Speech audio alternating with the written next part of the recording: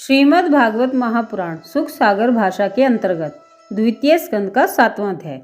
बोलिए श्री कृष्णचंद्र भगवान की जय।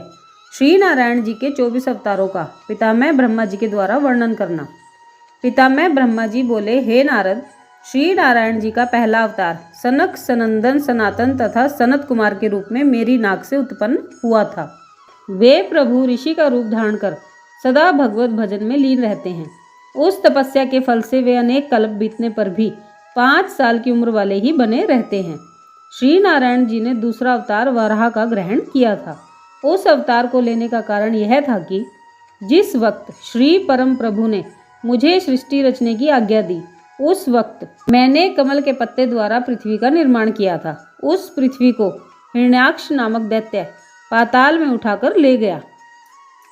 तब मैंने बैकुंठनाथ श्री नारायण जी से यह प्रार्थना की कि हे प्रभु, पृथ्वी के बिना संसारी जीव कहाँ रहेंगे।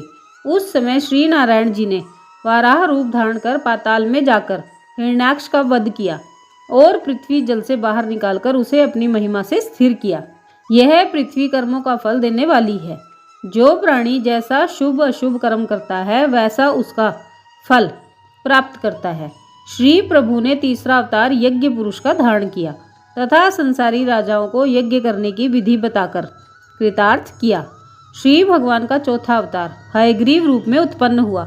उस वक्त उन्होंने वेद शास्त्र चुरा ले जाने वाले मधु कैटभ नामक असुर को पाताल में जाकर मारा और उससे वेद लाकर मुझे दिए।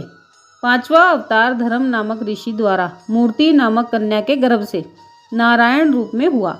वे अवतारी भगवान उत्तराखंड में बद्री केदार नामक स्थान में बैठे हुए इस अभिप्राय से तपस्या करते हैं ताकि संसारी लोग भी मुझे देखकर तपस्या करने में प्रवृत्त हों। श्री हरि ने छठवां अवतार कपिल मुनि के रूप में लेकर अपनी माता देवहूति को सांख्य योग का उपदेश देकर मुक्ति प्रदान की। सातवां अवतार दत्तात्रेय के रूप में लेकर राजा यदु को ज्ञान उपदेश दिया, जिसके प्रताप से वह मुक्ति पद को प्राप्त हुआ। दत्तात्रेय जी ने अपने 24 गुरु बनाए थे।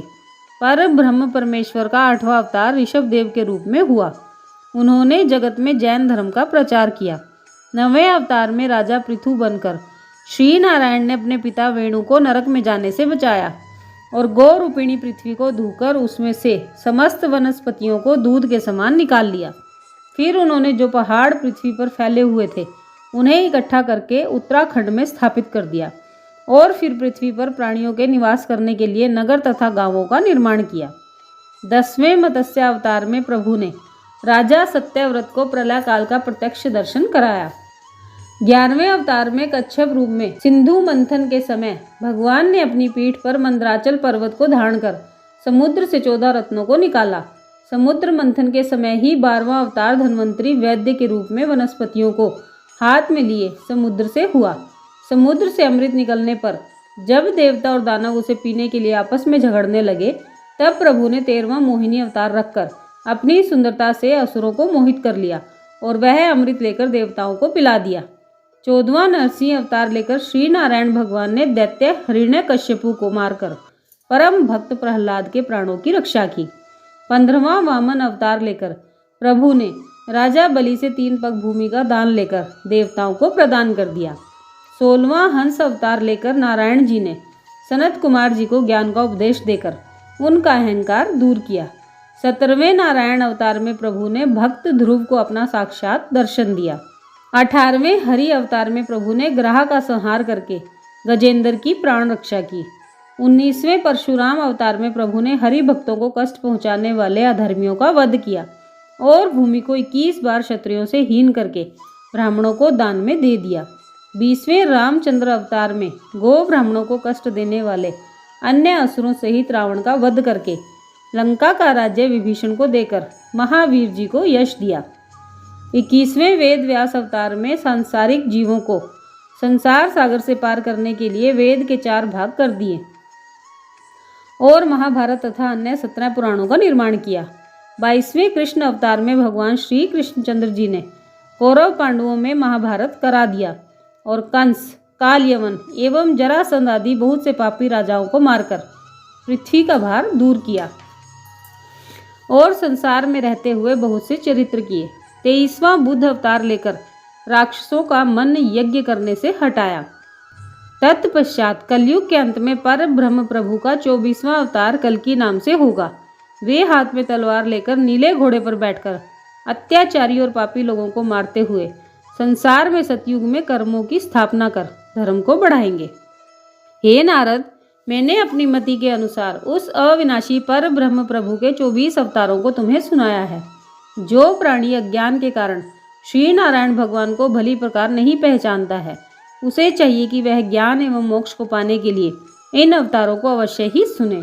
जो ज्ञानी मनुष्य सब प्राणियों में एकमात्र भगवान त्रिलोकीनाथ को ही प्रकाशित देखता है, उसे ब्रह्म ज्ञानी एवं आवागमन से मुक्त जानना चाहिए।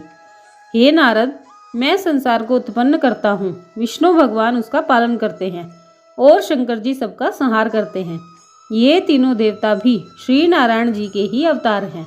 संपूर्ण जगत उन पर ब्रह्म परमेश्वर की माया में लीन होकर स्त्री, पुत्र, धन आदि के मोहजाल में फंसा हुआ है। जिस पर भगवान नारायण की अटूट कृपा होती है, वही इस जाल से मुक्ति पाता है। इस भव जाल से मुक्त होने के लिए पर ब्रह्म प्रभु के ध्यान, कीर्तन एवं लीला चरित्रों के सुनने से उत्तम कोई अन्य प्रयत्न है ही नहीं।